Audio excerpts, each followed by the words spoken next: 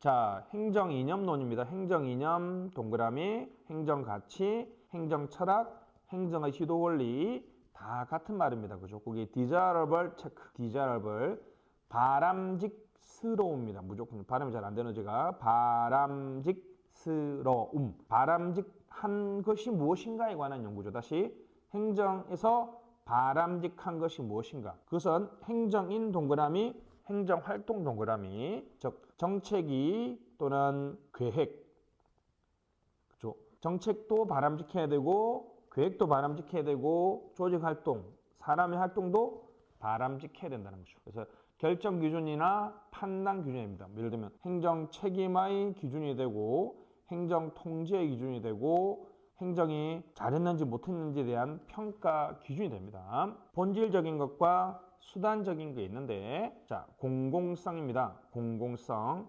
헤이크라는 학자는 최근에 공공성 감소 현상을 주목하면서 NPM을 많이 비판했는데, 자, 과정 동그라미, 내용 동그라미. 과정이 공공성이 있다는 것은 적법 절차입니다. 적법 절차. 됐죠? 과잉대표, 과소대표가 없고 동등한 접근의 기회를 가진 이른바 정치학에서 말하는 다운주의의 최소한의 성립 요건이죠. 그죠? 이게 귀찮으면 그냥 등대숙 수용이라고 써보세요. 등대숙 수용. 그렇죠? 그 행정 과정이 평등하고 대표성이 있으며 수기성과 수용성이 있으면 우리가 됐습니다. 과정이 공공성이라 할 수 있겠고, 내용이 공공성이 있다는 말은 형평성과 대응성과 책임성이 있는 경우를 말하겠죠. 그죠? 자, 2018년도에 시험에 나왔으니까 조금 논의가 약해졌죠. 뉴노멀 신공공성. 공자 선생님이 감이 좋아서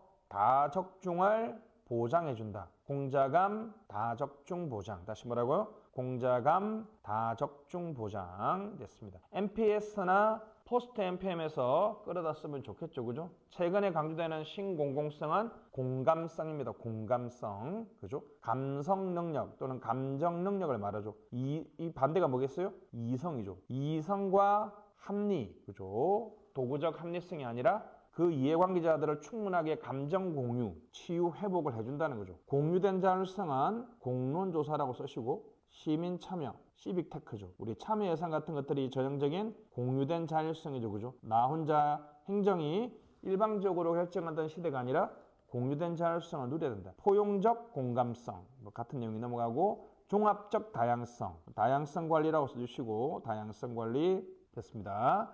다문화주의 얘기죠. 그죠? 됐습니다. 적극적 중립성, 소극적 중립성이 아니라 약자 옹호라고 쓰시고, 그렇죠. 약자를 기계적으로 부자와 가난한 자, 선거 어린애들을 같이 대우하는 것이 아니라 오히려 약자 편에 드는 것이 적극적 중립성이고 보장성이죠. 그죠? 아까 했죠. 어떤 방식으로 제공되든지 국민의 최소한의 삶은 인간 존엄이나 이런 것들은 보장되어야 된다는 거죠. 뭐 공공가치, 실패론 관련해서 연결해서 쓰시면 좋겠습니다. 그죠? 신공공성을 써주면 좋겠습니다. 그죠? 나중에 인사행정이나 재무행정이나 조직론에서 새로운 행정을 해야 된다는 것은 요즘에 뉴노멀 시대에 무슨 공공성이 강조되고 있다? 신공공성이 강조되고 있기 때문에 그렇다는 거죠. 자, 공익은 이게 2003년에 나오고 나서 잠수 타다가 2017년인가요? 기술고시에서 갑자기 시험이 나와서 당황스럽습니다. 자, 실체설 동그라미 선험이 중요합니다. 다시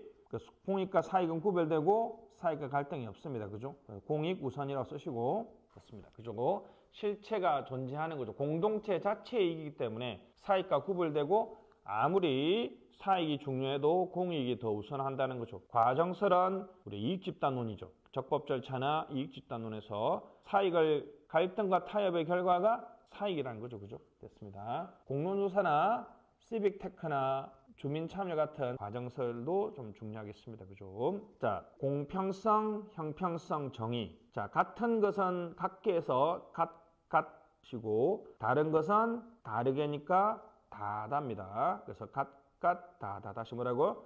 같은 것은 같게, 다른 것은 다르게. 그냥 외웁시다. 다시 행정이 정의롭다, 공평하다, 형평하다는 것은 뭐라고요? 다다. 같은 것은 같게 대우하고 다른 것은 다르게 대우하는 거죠. 자, 그럼 같은 것은 같게 대우하고 다른 것은 다르게 대우해야 된다는 이른바 사회적 배분, 우리가 사회적 배분에서 지켜야 될 사회 구성원들이 합의된 원칙을 뭘까? 라는 질문에서 롤즈는 원초 상태 밑줄 원초 상태에서 자신의 사회 경제적인 이해관계를 초월해서 그죠? 내가 페어하고 중립적인 생각할 수 있는 상태에서 서로 계약을 통해서 우리가 합의하는 것이 사회정의다. 자, 무지한 채소위 다시 무지한 채소위 기억해야 됩니다. 다시 무지의 베일에 사람들은 채소 극대의 원리에 따라서 위험 회피적 인간이기 때문에 채소 극대화의 원리에 따라 행동한다. 이때가 바로 이제 원초 상태가 되겠죠. 그죠? 1등의 평등한 기회를 그죠? 2등으로 조정했다. 그래서 1원칙은 절대적 평등입니다. 타인의 자유를 침범하지 않는 한 최대한 보장한다. 2원칙은 차별인데요. 차별은 기회균등에 대한 기회균등에 부수적으로 존재하는 차별은 정당하다는 것이고, 그리고 그러한 차별이 누구한테 최소 수혜자에게 좋은 차별은 정의롭다는 거죠. 그죠? 근데 그 다음에 무조건 써야 하는 게 뭐라고요? 이 차등 조정의 원칙이 기회균등 원칙을 침범하면 안 된다는 거죠. 그죠? 이게 중요합니다. 이게 가장 중요하죠. 차등 조정 원칙이 기회균등 원칙을 침범하면 안 된다는 거죠. 자유주의와 평등주의를 좋아했는데 아마르티아 센 밑줄짝 99년 노벨 경제학상을 받은 아시아 유일한 학자죠. 그죠? 불평등의 재검토에서 기회만 주는 게 아니라 충분히 가서 시험 볼 수 있는 능력의 평등까지도 해줘야 된다. 능력의 평등까지도 해줘야 된다는 것이 바로 롤즈의 사회정의론보다 더 발전된 견해가 되겠습니다. 그래서 만약에 시험에 놓으면 아마르티아 센의 능력의 평등까지도 무조건 가져야 됩니다. 알았죠? 자, 최소한 게 뭐라고요? 이게 가장 중요합니다. 이게 그렇죠. 행정 이념론에서는 제가 보기에는 이제 신공공성이 중요했는데 이미 시험에 한번 나와서 조금 출제 가능성이 낮고요. 사회 정의론은 요즘에 보장성 이렇게 하면서 그것이 정당화되려면 우리 롤즈의 사회 정의론을 가져야 되겠습니다. 이것이 바로 보장 국가나 이런 것의 사상적이거나 철학적인 배경이 되고 있습니다. 그죠? 자, 포용성입니다. 테일러 굽이라는 영국 학자는 신사회 위험 체크. 우리 전통적인 사회위험이 아니라 요즘에는 신사회위험이죠. 가장 대표적인 것이 1인 가구 노령화, 그죠? 고령화라든지 1인 가구 등 가족 해체 등의 새로운 사회 위험에 대처하기 위해서 관대하고 포용적인 정책이 필요하다고 얘기했는데 문재인 정부에서 많이 언급했는데 지금 정부에서는 조금 코드가 안 맞으니까 넘어갈게요. 자, 민주성은 대외 동그라미, 대내 동그라미 가장 큰 개념입니다. 대외는 행정과 국민이라고 쓰시고 행정과 국민, 대내는 상관 부하 쓰시면 되겠습니다. 행정과 국민에서 우리가 소국민주로 넘어가시고 적극민주에서 과정은 우리 했죠. 참공투 책신대형 맞죠? 참공투 책신대형이 민주고 대내적 측면에서 상관과 부하에서는 민주적 인간적 관리, 부하에 대한 참여, 대화, 배려, 관심. 요즘에 이런 관점에서 QWL이라든지 WLB라든지 직장 생활의 질, Quality of Working Life나 워라벨 같은 것들이 상당히 중요해지고 있다는 거죠. 넘어가시죠.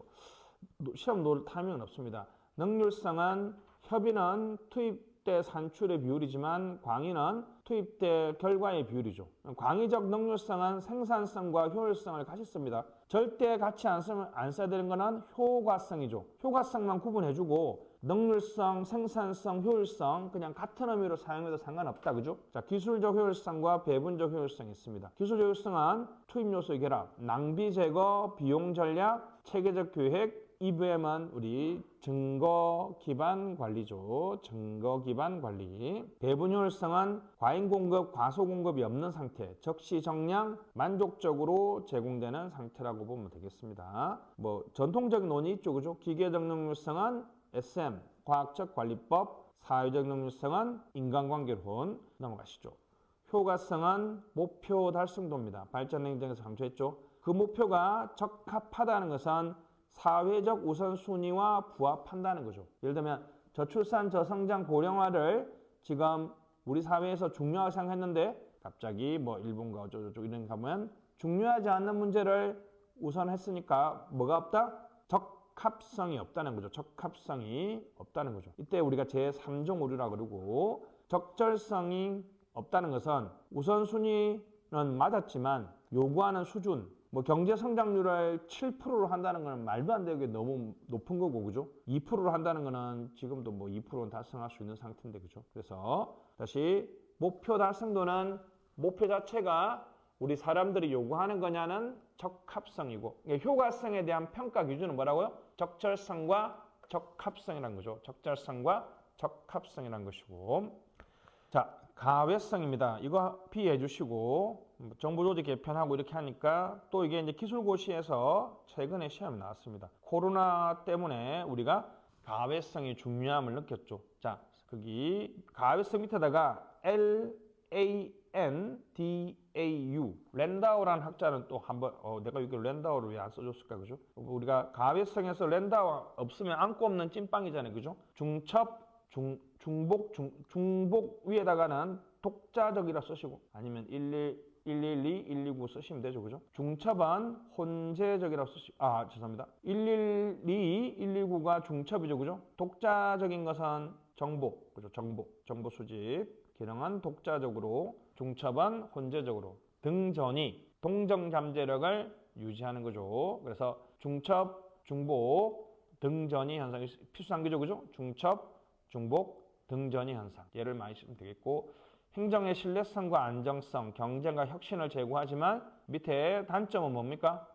신뢰성과 안정성은 경쟁, 혁신은 밑에다가 갈등, 그죠? 발생 쓰시고, 신뢰성 제고를 위해서는 비용 증가, 비능률이죠, 그죠? 비용 증가나 비능률을 야기할 수 있습니다, 그죠? 그래서 이제 특히나 필요한 가외성의 영역은 우리가 코로나와 같은 안전이라든지, 그죠? 실패가 특히나 위험스러운 순수 공공재 영역에서는 우리 가외성이 좀 더 필요하지 않을까라고 생각해 봅니다. 그래서 가외성 정도 하고 아까 사회 정의 정도는 뭐 그냥 안전하게 간다는 의미로 기억해 주시면 되겠고, 투명성은 과정 동그라미. 과정은 accessibility. 행정이 투명하다는 것은 과정은 언제든지 내가 접근 가능한 상태죠. 결과는 내용은 언제든지 오픈된 상태. Zero asymmetry of information. 정보의 비대칭성이 제로가 되는 상태죠. 그럼 이제 도덕적 해이가 없어지겠네요, 그죠? 도덕적 해이가 없어진다, 그죠? 됐습니다. Zero asymmetry of information. 제가 가장 좋아하는 투명성에 대한 개념 정의가 되겠습니다. 정보 신뢰 피해 주시고, 주관 믿음, 위험 부담적 지위, 그죠? 주관적인 믿음에 기초해서 위험 부담적인 지위를 수용하려는 것을 말합니다, 그죠? 답만 봅시다. OECD 평균 51만 기억나지? 45 맞죠? 정부 신뢰 얼마?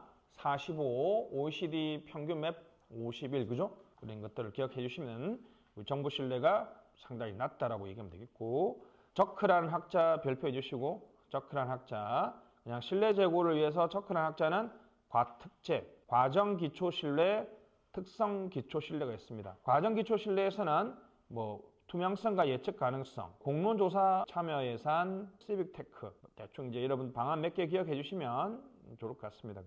특성 기초 신뢰는 다양성 관리가 되겠고, 제도 기초 신뢰는 법 제도의 다양성과 공정성, 뭐 대표 관료제, ADR 쓰면 되겠다, 그죠? 협상 조중 이렇게 해서 ADR을 제도 기초 신뢰에 쓰면 되겠습니다. 자, 행정 인연과의 관계는 뭐 민주성과 능률성의 갈등인데, 자, 넘어가시죠. 그래서 이제 상황 적합론 부분 최적화 아시죠? 오쿤 체크. 여러분들이 아는 그 오쿤의 법칙의 그 오쿤 맞죠? The big trade-off. 권리의 영역인 상황에서는 형평성을 상대적으로 강조해주고, 시장의 영역인 상황에서는 효율성을 상대적으로 강조해준다, 그죠? 오쿤의 The big trade-off. 형평과 효율이 충돌할 경우에는 이렇게 상황 적합론으로 가야 된다는 얘기가 되겠습니다. 자, 행정문화입니다. 그냥 행정문화, 우리가 나중에 배우게 될 조직문화하고는 좀 다릅니다. 조직문화는 항상 조직 성과와 관련되어 있어요. 어떤 조직문화가 조직 성과에 도움이 될까라는 관점에서 조직문화라면, 행정문화는 그냥 우리나라 공무원들이 가지고 있는 일반적인 행태적 특징을 말합니다.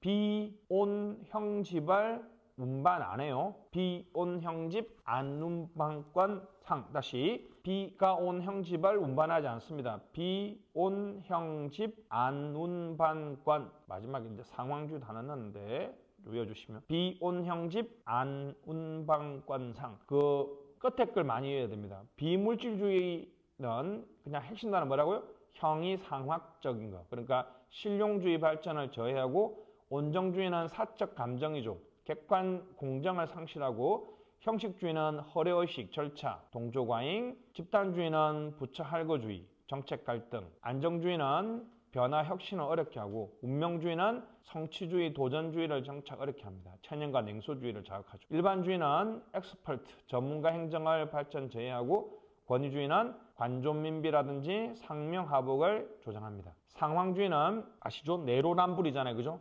객관적인 우리 업무 처리를 어렵게 한다는 것이 단점이 되겠습니다. 혹시나 행정문화라고 놓으면 그냥 이렇게 비혼 형집 안운반권으로 써주면 되는데, 관료제 문화라고 놓으면 선생님이 관료제를 쓴 이유는 전문계비법이라는 관료제라는 구조적 특징에서 발생하는 거기 때문에 요거 한번 전문계비법 써준 다음에 그냥 비혼 형집 안운반권 써서 돼. 알았죠? 근데 한번 연결해보면 전문화에 따라서 동그라미 1번 부처 할거주의 나타나죠. 그죠? 문서주의는 동조과잉 맞죠? 계층제는 연공서열이나 상명하복, 비정의성은 인간적 감정을 빼버리면 조직의 비인간화를 초래하잖아요. 그죠? 그리고 법규 만능주의, 부사한일 소극주의를 조장합니다. 이렇게 연결해도 되고, 아니면 다시 관료제 문화라고 놓으면 어떻게 해요? 비혼 형집 안운반권 상. 이렇게. 그죠? 전문계비법 써준 다음에 비혼 형집 안운반권 상 써준 다음에 밑에 관료 행정문화의 변화 방향은 제도는 공론조사, 행정 절차, 정보공개, 참여예산, 개방형.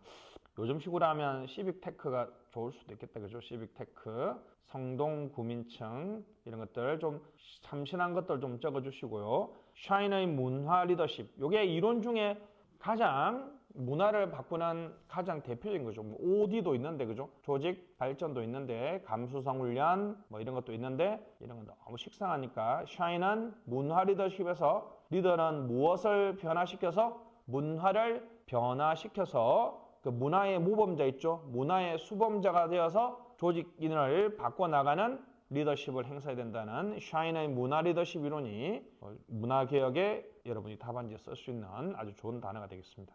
최근에는 그 호퍼스테트 있죠? 호퍼스테트 문화인류학자입니다. 문화인류학자인데 전 세계의 이게 가치 연구예요. 가치, 그렇죠? 가치, 삶의 가치. 내가 여러분들은 장기를 지향해요, 단기를 지향해요. 우리나라 사람들은 뭐 무조건 장기잖아요. 내가 결혼하자마자 와이프가 생명보험 가입하길래 이 여자가 나를 뭐 이상한데 생각해보니까 우리나라 사람들은 기본적으로 어떻습니까? 80까지 산다고 전제하고 있죠. 남미는 그냥 어떻습니까? 하루 먹고 하루 살자는 주의니까 저축 안 한다는 거죠. 삶의 가치를 어떻게 보느냐에 따라서 5대양 6대들을 조사했는데, 장남 불객관절, 장기는 건금 전략이 핵심이죠. 장위 유서. 단기는 안전, 체면 유지, 전통을 존중합니다. 남성성이 강하냐, 여성성이 강하냐. 불확실성, 우리는 아무래도 불확실성을 회피하죠. 그죠? 공무원을 많이 선호하는 유도 이런 거잖아요. 그죠? 그 다음에 개인주의보다 우리는 집단주의죠. 그죠?